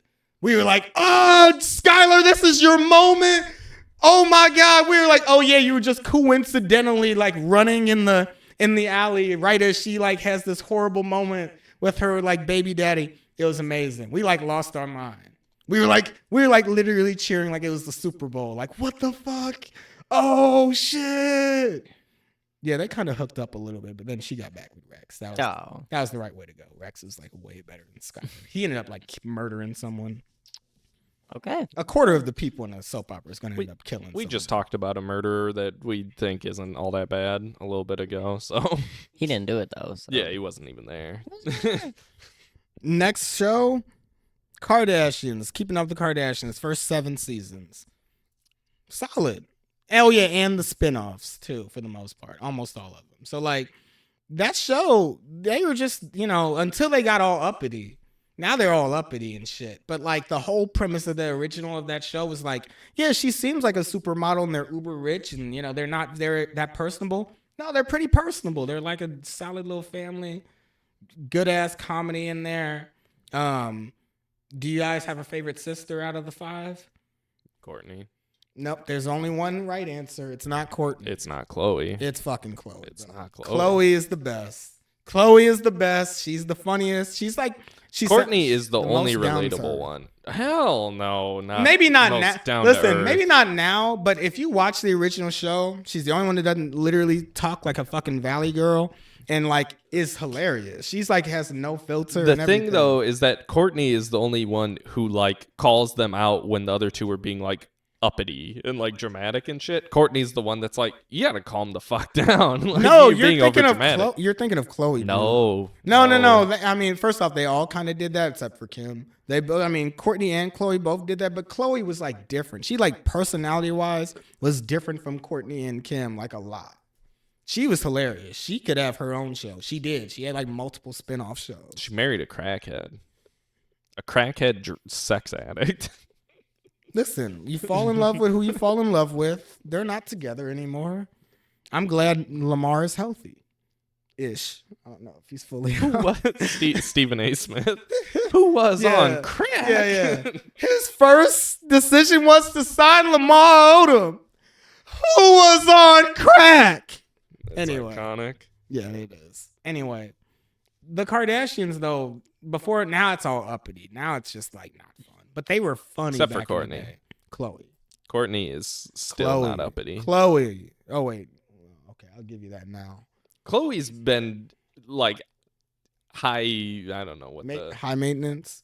I don't know. She's if that's the gotten. word I'm for not it. saying she hasn't changed, but I'm saying the original show, those first 7-ish seasons.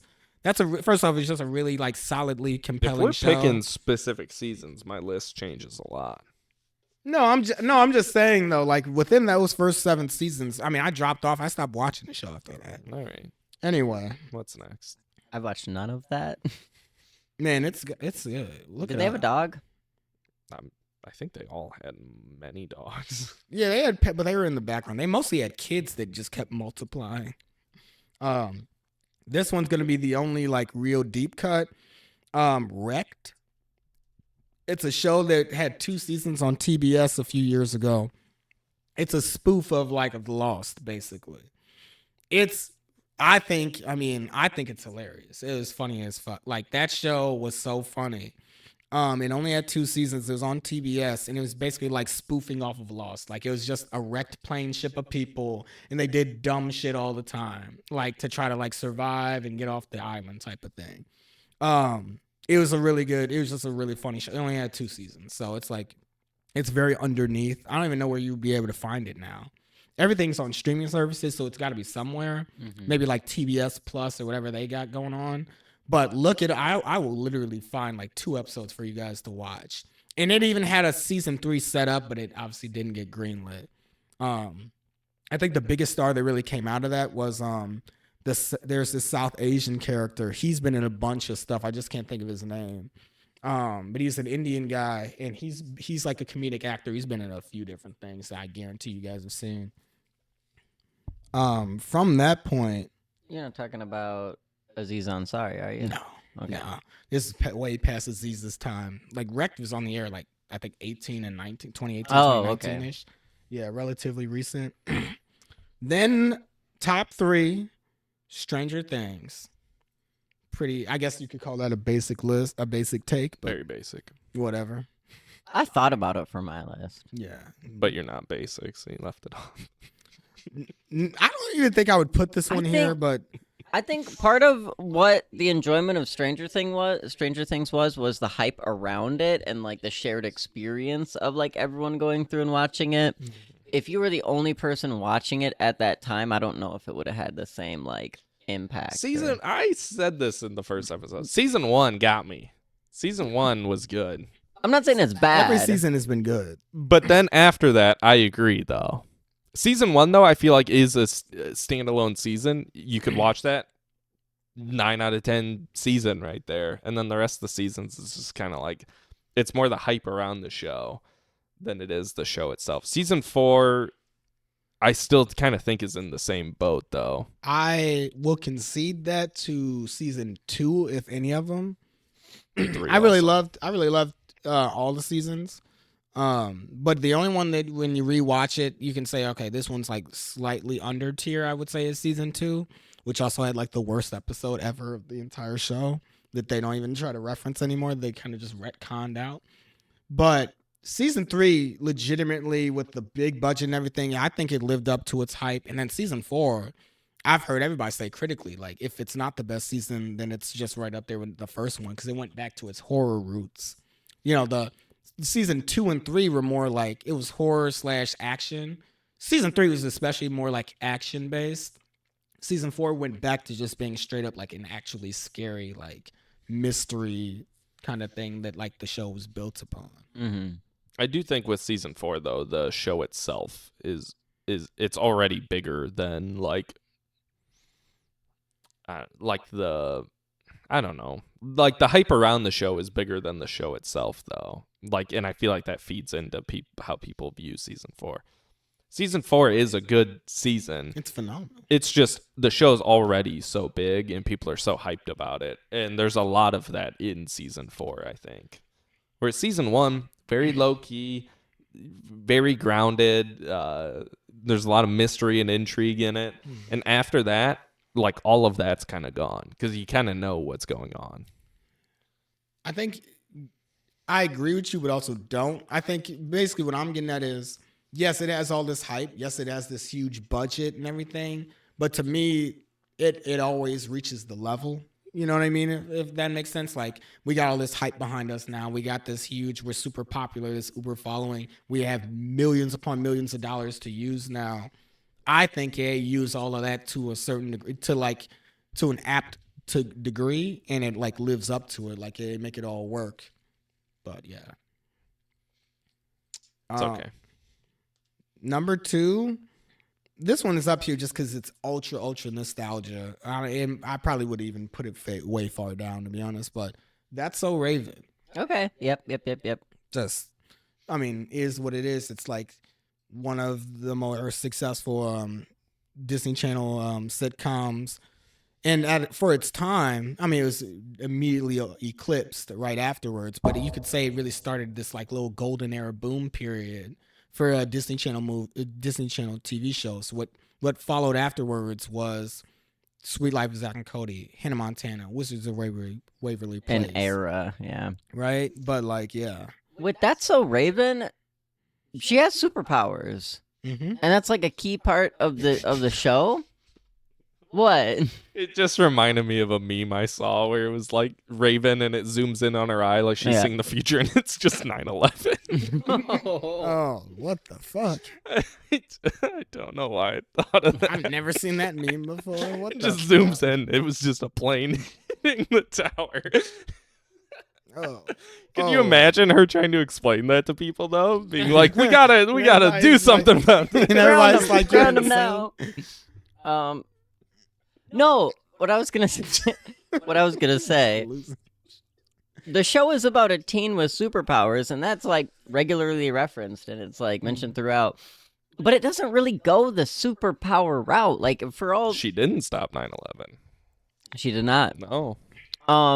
But no, it plays out like a normal TV show. They don't get caught up in the superpower stuff. They use it when they need to, but it's not like everything is this whole like gangs of kids fighting each other in the street. And they're also kind of all idiots though, because after like I don't know 20 times of them, she sees the future, and then they do a bunch of stuff to try to not let that future happen. And you would think after like 20 times of doing that, you'd be like, let's just see what happens. Well, so there's a few things with that. Number one, she is a teenager, so she sees like, I'm gonna get embarrassed because like the big cake is gonna fall on me in the theater.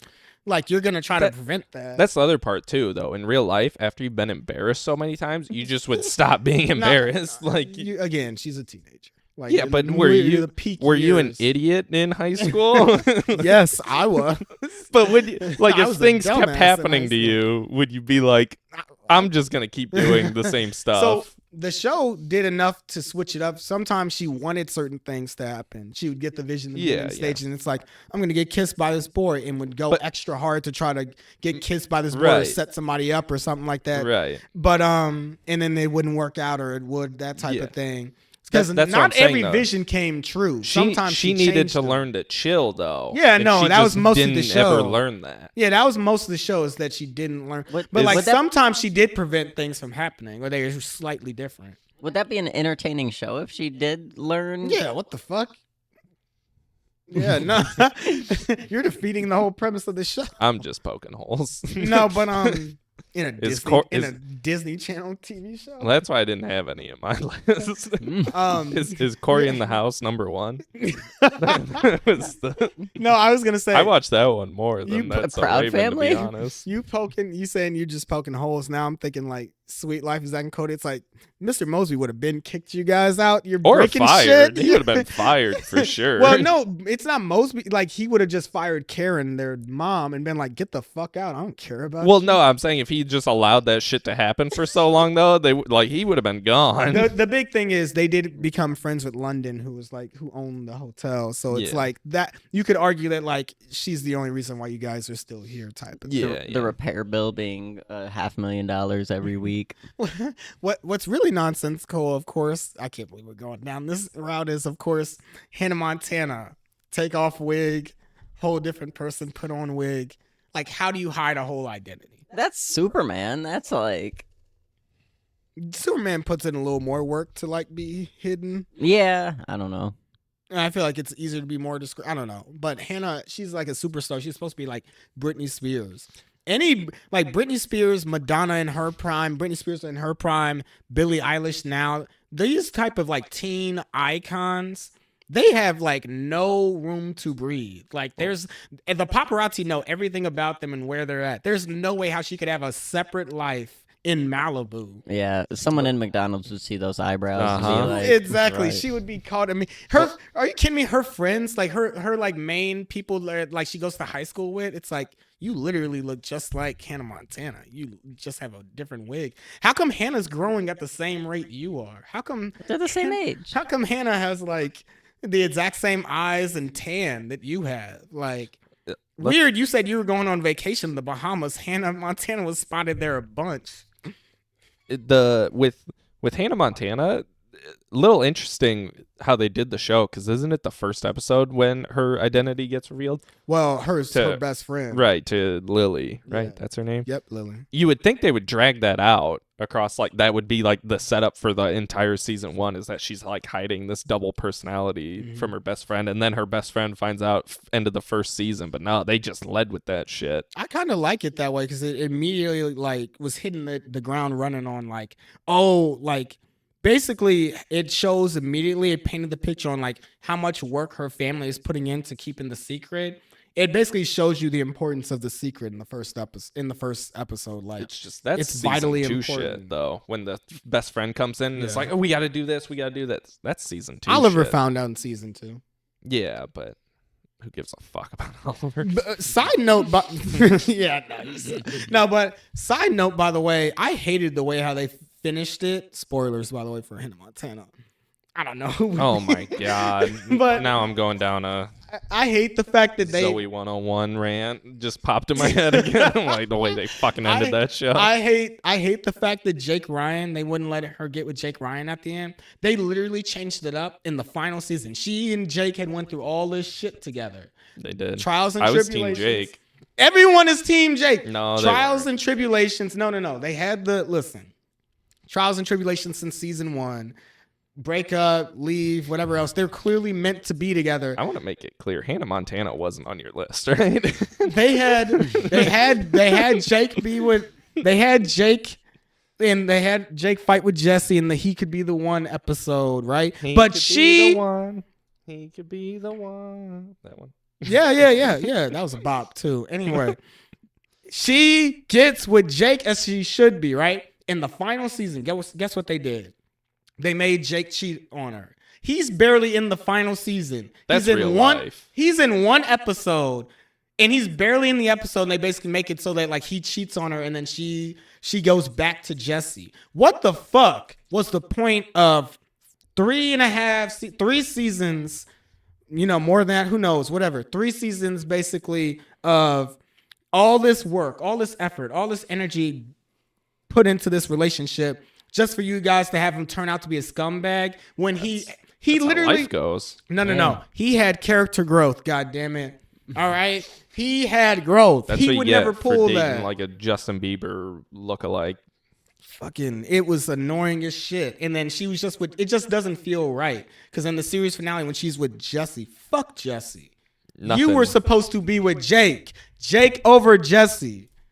I was Team Jake, by the way. Yes, everyone's Team Jake. Not everybody. Everyone is Team Jake. Who matters? No. Nah. There were Team Jessies for sure. They weren't as loud as Team Jake. They weren't as big as Team Jake. Did Jesse have long brown hair? He had black hair. Black hair? Yeah. Okay. It was relatively short. Yeah. Looked like, typical bad boy type look. That shit was bullshit. And then it's the only thing that when you look at the final season, but especially the finale, it feels like it's like not right. It looks like the writers fucked up, and they did. Anyway. So in summary, That's So Raven is number 2.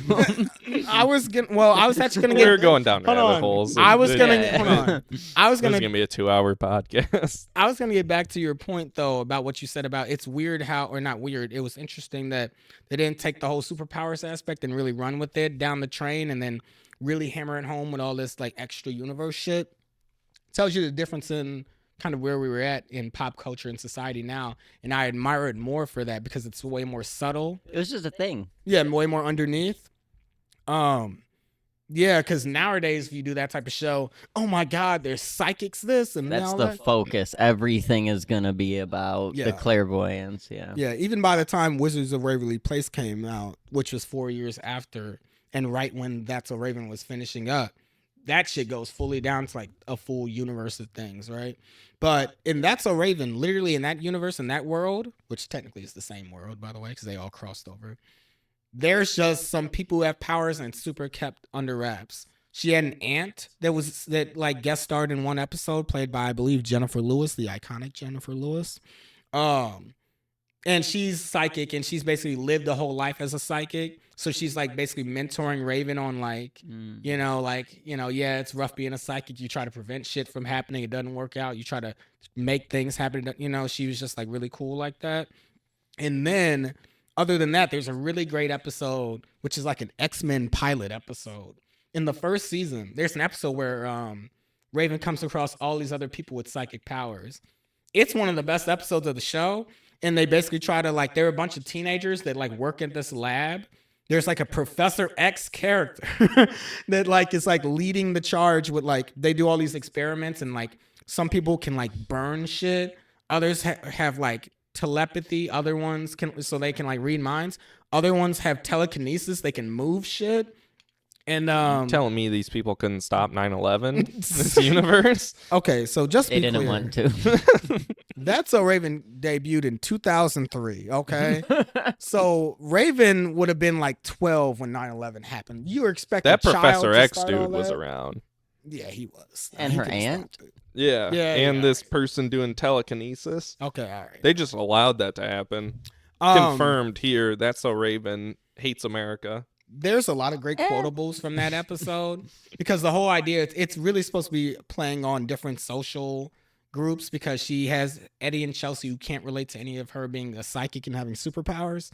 And then you have the other group of teenagers, this huge X-Men group. They're just like all different. And then, by the way, Eddie and Chelsea, it's all supposed to be kept under wraps that people have powers and shit, but Eddie and Chelsea know. And they just fully are like calling them freaks and shit.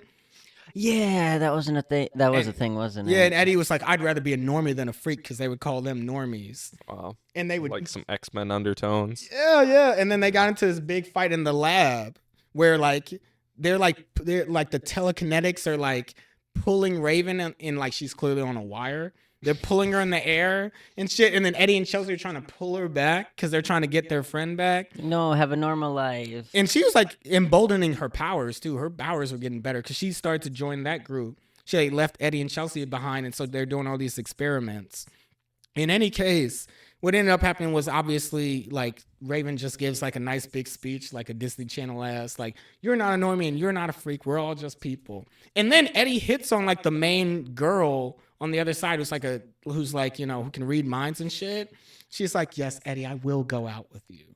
And he didn't even ask. He was just thinking it. And then his ass started to burn. Like it started smoking from behind because Sparky, this redheaded insane guy who never spoke, started to burn his ass because she was like, we used to date. I'm sorry about that. Don't do that shit, Sparky. Literally started to burn his ass. Was Chelsea either of your guys' childhood crush? Raven. Okay. I was Chelsea. I like Chelsea too. Them legs in that one episode. I don't remember. As soon as we're done with this, I'm Googling every single Disney show to see who the characters look like. Okay. Because I can't pull up their faces, but I know I'll recognize them. I just want to point out another funny line from that episode was like early, like in the midpoint when like Raven left Eddie and Chelsea at this restaurant and like they got up, or like Eddie and Chelsea started to leave or something like that. And Raven had already saw that like Chelsea was gonna break a nail or whatever, and then she left and she was leaving and she was like, I broke a nail. And then like Raven said something like, is it the pinky? Like teasing her. And she was like, I don't even care. And then one of the telepaths over at the table was like, yes, you do. Beautiful. Also, that scientist, the main Professor X one, came back in the final season for like an episode where Raven was having trouble with her powers. All right, so my number one. Number one. I feel like we've been talking about your top 10 for like an hour. Yeah, it's some good stuff on here. Boy Meets World. Where's Boy Meets World? Boy Meets that'll do it for World. Yeah, have a good one.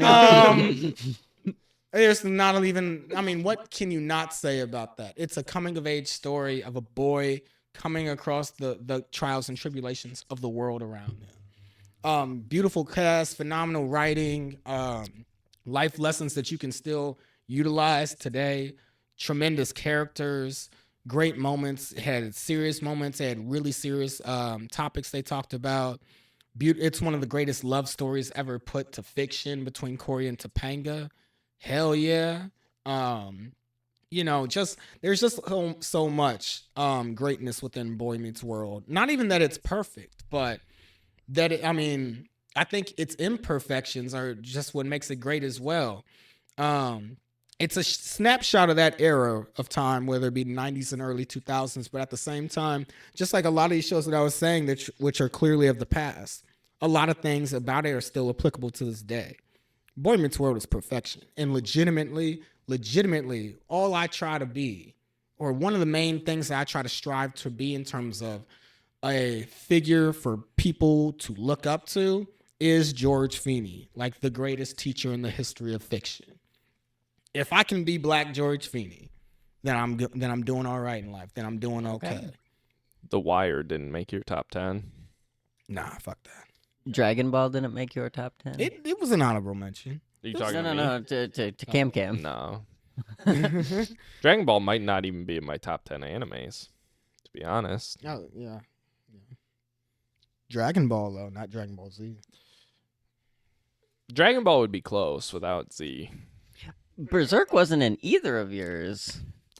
I don't like the Berserk animes. Okay. Yeah. It's weird. You don't even like 97?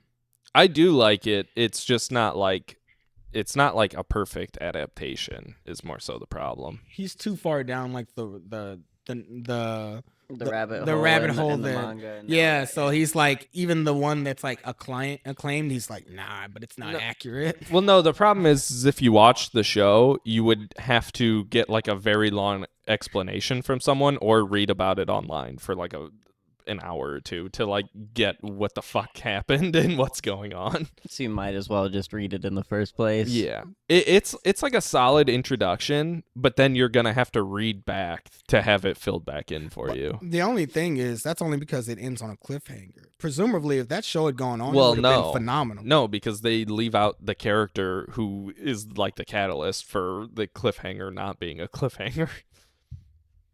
Skull Knight's not in 97. But I'm saying he would have been in literally the next episode if the show had continued. Yeah, but like he would have just shown up. Like your main criticism of the show is what I'm getting at. It would be like null and void if it even had 2 more seasons. Not really, though, because like they leave out Skull Knight through the whole season, and he's like the entire reason that it's not a cliffhanger. It would be interesting if they had continued on and Skull Knight just like they escaped some other way and it wasn't Skull Knight. Well, they kind of show at the end that like they get out of the situation. They just don't show you how or like what happened. Well, that way would get to that literally. I think they would just skip it though, because the end. If you remember, the end of the show is just yeah, I remember. It was Guts leaving the place. So I just want to point out, by the way. Oh yeah, you're right. Yeah. So they just like skip over. I want to point out, by the way, for the audience that Nips has not seen Berserk, but we still want Nips to engulf Berserk, so we're even being very coy with how we're talking about it. Yeah. So yeah. Just have all the books behind me too. I have the Boy Meets World theme in my head now. Nips won't read it. Edit it. I'm glad you pointed that out, though. You called that out, though, because I said that before we started filming. I was like, Berserk has got to be on there, right? You won't shut up about it. You would get a tattoo of that. Not anime, though.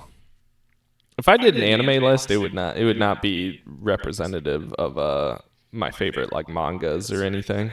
I have a question, since we just talked about a bunch of favorite TV shows that none of us have seen all of each other's shit. What shows would you watch? You know what I mean? I would say like the ones that CamCam was saying, you know. I mean, Nips. Can't edit all this out.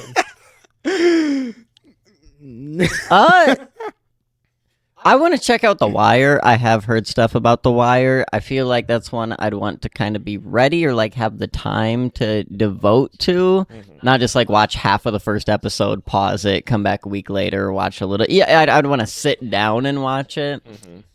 What was the one? A Whole New World. The Cosby. A Different World. A Different World. That one too. That is that out of everything I said, that is the definitive one that would be cool to check out. I got nothing. Oh, fuck you. I'd watch Hannah Montana again. Like every show I watch is perfect and good, and all the shows I don't watch are bad. Yep. What I'm getting at is the question was, out of the two different lists we had, would you watch any of the ones we mentioned that you hadn't seen? Yeah, shows I don't watch are bad, so I don't watch them. All right. Have you? You have the one again. Once again, we have the one child of the group. I haven't seen, but I've heard of Prison Break. So yeah, I would check that one out. I can't even point out one aspect of it that makes it great. It just all comes together. Like, it's just solid. Did it wrap up though?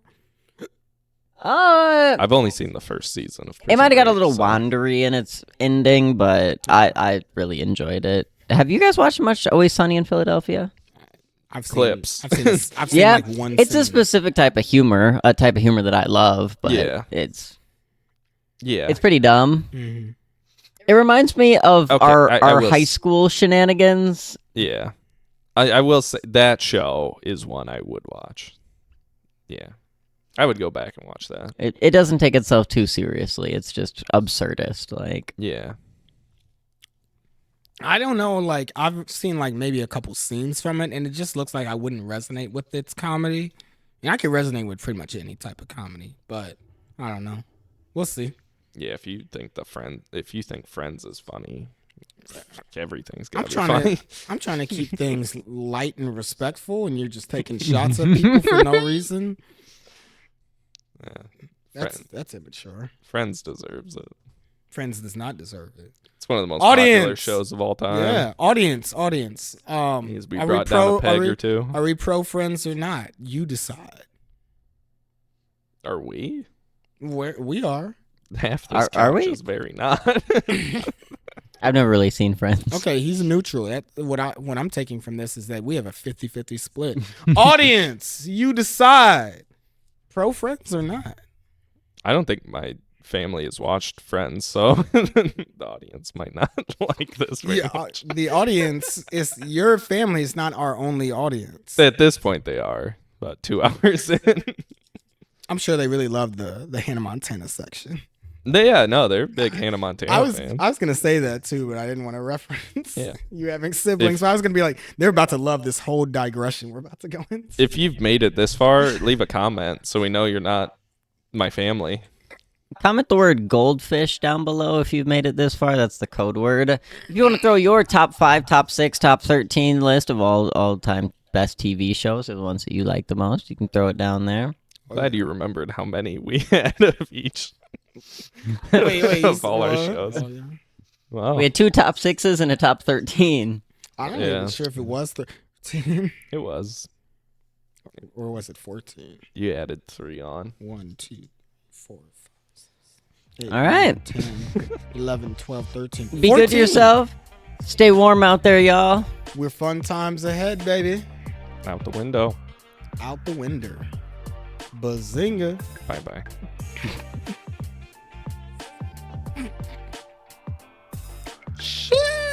Where's the mouse at? It's on. Your screen is to the right. Yeah. Take your mouse to the right. Leave all this. Nope. No, I changed it. Oh, okay. Leave all of this. That took me.